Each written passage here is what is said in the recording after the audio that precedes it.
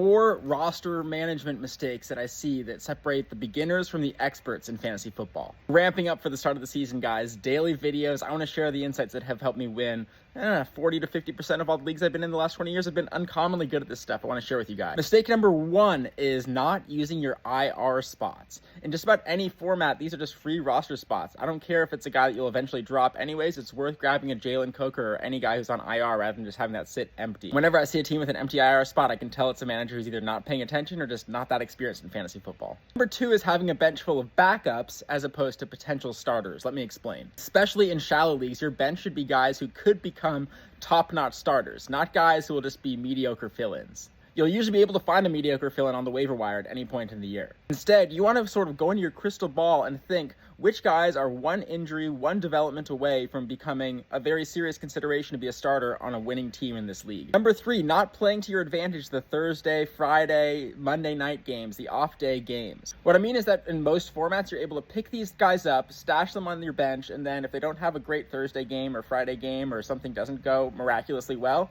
you just drop them and get the next guy up. As long as he's not actively starting on your roster, oftentimes the format will allow you to just drop him. This is just another way to subtly gain an advantage over your league mates if you catch the guy who's going to be a pickup before he's the big pickup the following week. This is a general philosophy with your bench. You should try to get the guys who will be the top waiver wire pickups the following week before that, so that when people go and search for them in the free agent pool, they go, darn it, that guy already has him.